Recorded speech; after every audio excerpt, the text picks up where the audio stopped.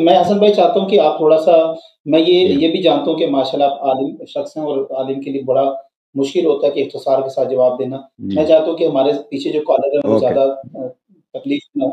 مختصر جی سے جواب، یہ بات 3-4 کوشچن ہے میرے۔ ایک تو ماشاءاللہ آپ کی، میں جتنی بھی میں نے ڈیبیٹ سنی ہے اس میں کافی آپ نے احادیث بیان کی ہیں، کافی آپ اچھا کلام کرتے ہیں۔ میرا اصل سوال یہ ہے کہ آپ سے پہلے کیوں نہیں اس طرح سامنے آیا؟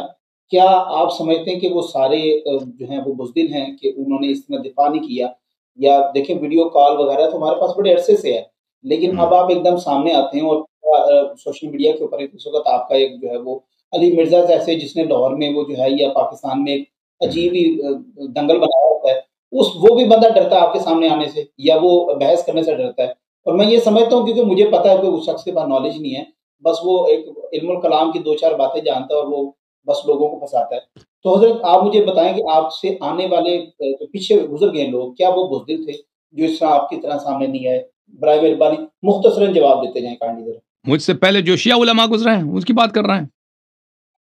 جی جی، ان کی بات کر رہا ہوں۔ نہیں، مجھ سے پہلے دیکھیں جو شیعہ علماء تھے، جو انگریزوں کے زمانے میں رہتے تھے نا، اس زمانے میں سوشل میڈیا تو نہیں تھا، اس میں مساجد میں یا جلسہ گاہوں میں مناظرے وغیرہ بہت ہوتے تھے، تو شیعہ علماء نے بہت محنت کی ہے، بالخصوص ہند پاک میں اس زمانے۔ اب مجھے نہیں معلوم کہ سب کا علمی معیار ایک جیسا نہیں ہے، ان کے مناظرات جو ہے محفوظ بھی اتنے نہیں ہے کہ میں دیکھ لوں کہ انہوں نے کیا کہیں، لیکن بعض جو ان میں سے محفوظ ہیں، مثلا شبھائی پشاور، انہوں نے بہت واضح کے ساتھ دلائل کے ساتھ، ماشاءاللہ اللہ ان کو رحمت کرے، انہوں نے بہت باتیں کی ہیں، اور اس طرح کتابہ تصنیف میں بھی لکھنؤ کے میر حامد حسین رحمۃ اللہ علیہ، میر ناصر حسین رحمۃ اللہ، ان جیسا کتاب کسی نے شیعہ مذہب میں لکھا نہیں ہے۔ ان کے ابقات الانوار،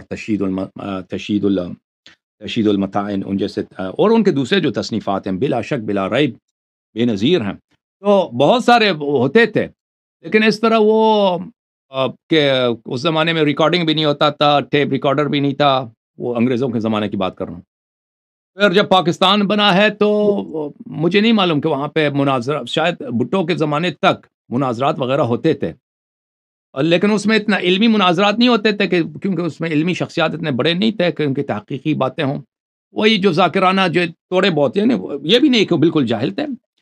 محدود سطح تک ان کے مناظرات ہوتے تھے، لیکن جب ضیاء کی حکومت بنی ہے، پھر تو جب شیعہ کشی کا رواج ہوا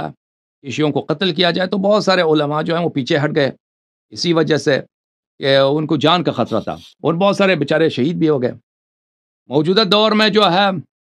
شیعہ جو عالم ہے، شیعہ جو قیادت ہے، وہ مراجع کے ہاتھ میں ہے، اور مراجع ایران کے ہاتھ میں ہے، یعنی مراجع کی کوئی استقلال نہیں ہے، مراجع کی سیاست جو ہے حکومت ایران تعین کرتی ہے وہ کس لائن پہ جائیں گے، تو بہت سارے مراجع یہ چاہتے ہیں کہ یہ باتیں عام کیے جائیں، یہ بتائیں جائیں، اور بہت سارے مراجع جو ہیں یہ نہیں چاہتے، شیعہ مراجع سب ایک جیسے نہیں ہیں، شیعہ مراجع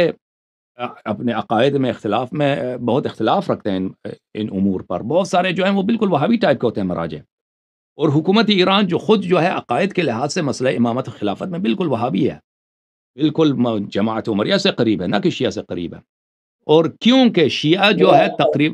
ہاں بالکل میرا شیعہ اگلا جو جو یہ سوال تھا وہ اسی حوالے سے تھا، اور وہ یہ سوال تھا کہ ایران کے جو علماء ہیں، جس میں خامنائی سے،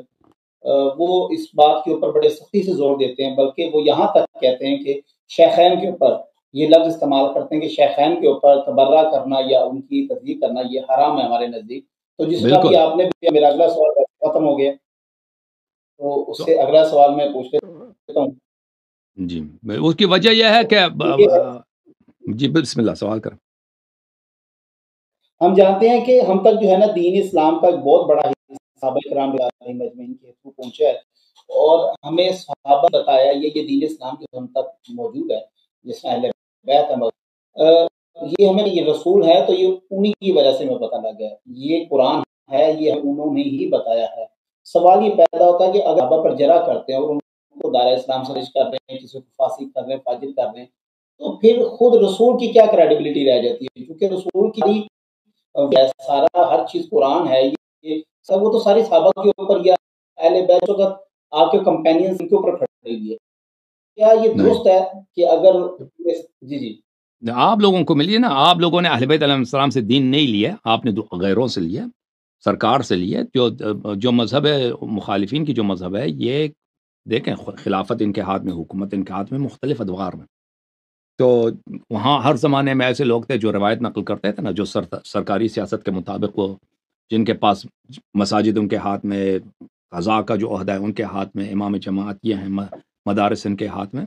تو لازمی بات ہے کہ وہ وہی احادیث نقل کریں گے جو سیاست سے بنے گی، وہ احادیث اور جو خلفاء کے مصلحت کے موافق ہوں. اور خلفاء اتنے بیوقوف نہیں تھے کہ وہ ایسے احادیث کو نشر ہونے دیں جن سے ان کے اپنی خلافت کا بطلان ہو جاتا ہے، چاہے بنی امیہ ہوں، چاہے بنی عباس ہوں، یا اس سے پہلے صحابہ ہوں.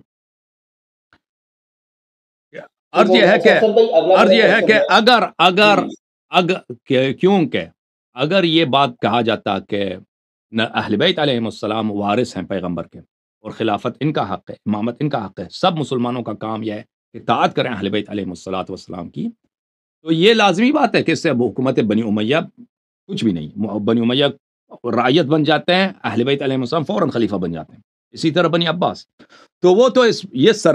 مذہب اہل بیت جو ہے سرکاری لائن کے بالکل منافی ہے. سرکاری لائن جو ہے اور یہ دنیا کے سپر پاور تھے، جیسے ابھی امریکہ ہے نا، امریکہ سے بھی زیادہ اس زمانے میں سپر پاور یہ مسلمان امپائرز تھے، بنی امیہ اور بنی عباس. عرض یہ ہے کہ یہاں پر اسلام جو سرکاری اسلام پھیلا ہے نا، سرکاری اسلام پھیلا ہے وہ مائنس اہل البیت، سب اسلام اہل بیت کو نکال کر، اہل بیت امامت خلافت کو نکال کر،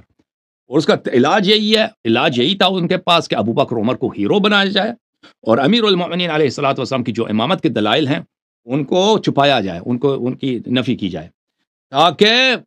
خلفاء کی اپنی خلافت کی صحت اسی سے برقرار رہے گا. تو عرض یہ ہے تو جن لوگوں نے سرکاری طریقہ کار سے لیا ان صحیح بات ہے، آپ کی بات بالکل صحیح ہے. آپ لوگوں نے جو ہمارے غیر شیعہ بھائی ہیں انہوں نے ان چینل سے اسلام حاصل کیا ہے جو سرکاری چینل تھے مختلف ادوار میں، سرکاری روات، سرکاری محدثین اور سرکاری اہل فتویٰ مجتہدین. لیکن شیعوں نے کبھی صحابہ سے دین نہیں لیا. رسول اللہ صلی اللہ علیہ وسلم نے فرمایا کہ میرے بعد اتباع کرو کس کی؟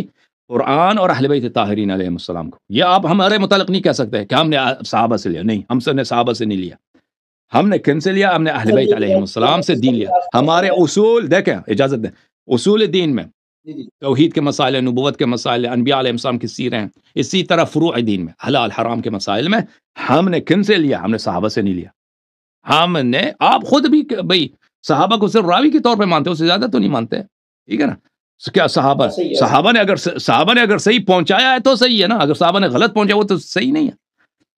ہم نے اہل بیت طاہرین علیہ السلام سے لیا، اہل بیت علیہ السلام سے لیا. تو رسول صلی اللہ علیہ وسلم پورے صحابہ اگر کافر بھی ہو جاتے نا، بہت سارے پیغمبر تھے، مثلا حضرت موسیٰ علیہ السلام پہاڑی پہ گئے، پورے صحابہ ان کے کافر بن گئے سوائے کم کے، اس سے اس کی نبوت پہ کوئی اثر نہیں پڑا کہ موسیٰ علیہ السلام کی نبوت کیسے ہو گئی، بھائی صحابہ تو ان کے کافر بن گئے. اسی طرح ہمارے نبی صلی اللہ علیہ وسلم، ان کے صحابہ اگر وہ دنیا پرستی یا وغیرہ کچھ انحراف ان میں آ گیا، نبی صلی اللہ علیہ وسلم کی کریڈیبلٹی پہ ذرہ برابر بھی اثر نہیں پڑتا. لوگ کافر بنے، سب کے سب پوری دنیا کافر بنے، نبی صلی اللہ علیہ وسلم کی دین پہ اس کا اثر نہیں پڑتا کہ وہ نبی نہیں ہے یا ان پہ کوئی خلل ہے. جی بسم اللہ. مجھے سمجھ آ گئی اس بات. جوم جاؤ، پرواز کرو، کیوں فخر سے سر اٹھا، کیونکہ اللہ تعالیٰ نے تمہیں انتخاب کیا. صراط حق پر صرف تم ہو، صراط ایمان پر صرف شیعہ، کیونکہ اللہ تعالیٰ نے تمہیں انتخاب کیا. صراط حق پر صرف تم ہو، صراط ایمان پر صرف